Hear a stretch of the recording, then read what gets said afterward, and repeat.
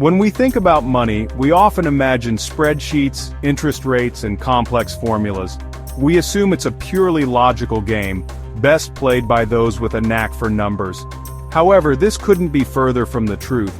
Money isn't just about equations, it's about people, our emotions, biases, and experiences. Think of it like this. Money is the fuel, but our behavior is the engine that drives our financial journey.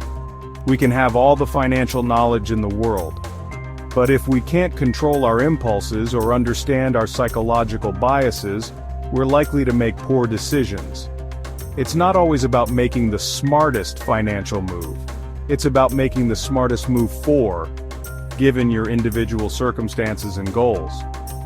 That's why understanding the psychology of money, how our minds interact with financial decisions, is crucial for achieving long-term financial well-being.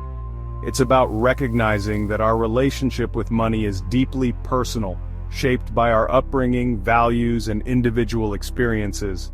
By acknowledging this human element, we can start making more informed and fulfilling financial choices.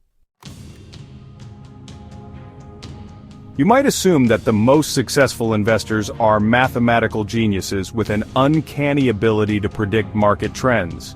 While intelligence and knowledge certainly play a role, they're not the deciding factors we often perceive them to be.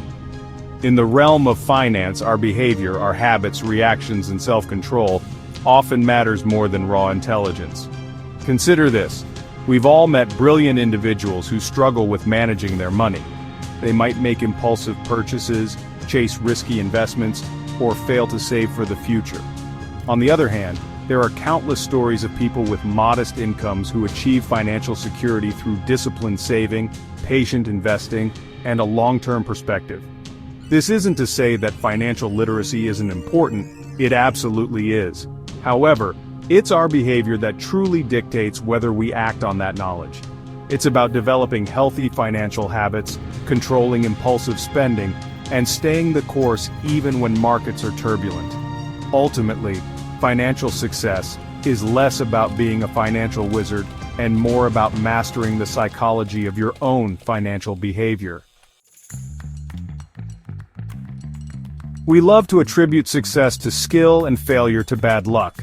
But the truth is, both luck and risk play an integral role in shaping our financial destinies, often in ways we can't predict or control. Recognizing this unpredictable nature is key to navigating the financial landscape with a healthy dose of realism and humility. Think of the entrepreneur who takes a gamble on a new business idea. Their success might be attributed to their hard work and ingenuity, but it's also influenced by factors beyond their control. Market trends, economic downturns, or even a chance encounter with the right investor. Similarly, someone who loses money in a market crash might blame their misfortune, but they were also subject to the inherent risks of investing. The key takeaway is that both luck and risk are ever-present forces in our financial lives. Acknowledging their influence allows us to make more informed decisions, taking calculated risks when appropriate, while also recognizing that even the best laid plans can be affected by unpredictable events. Imagine a snowball rolling down a hill. It starts small, but as it gathers more snow, it grows exponentially larger and gains momentum. This is the essence of compounding, the principle that even small amounts of money, invested consistently over time, can generate significant returns. It's not about making a quick buck. It's about allowing your money to work for you over the long haul. The earlier you start, the more time your money has to grow, thanks to the power of compound interest. This means that your earnings generate even more earnings, creating a snowball effect that builds wealth over time. Consider this. If you invest $1,000 today at a 7% annual return, it will double to $2,000 in roughly 10 years. But if you leave it invested for another 10 years, it doesn't just double again, it quadruples to $4,000. This exponential growth is the magic of compounding, and it highlights the importance of starting early, even if you can only invest small amounts initially.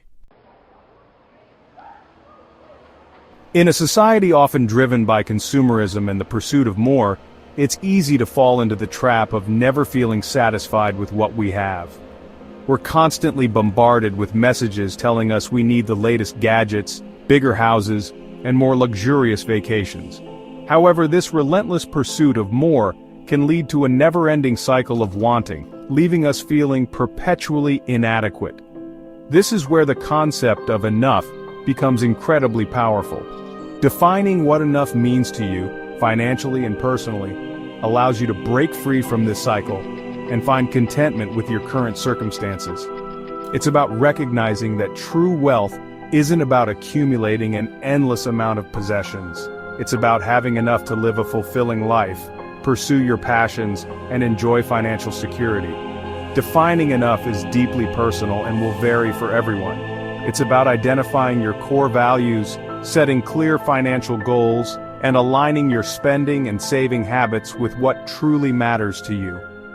It's about finding freedom from the pressure to keep up with the Joneses, and instead, focusing on building a life that aligns with your own definition of success and happiness.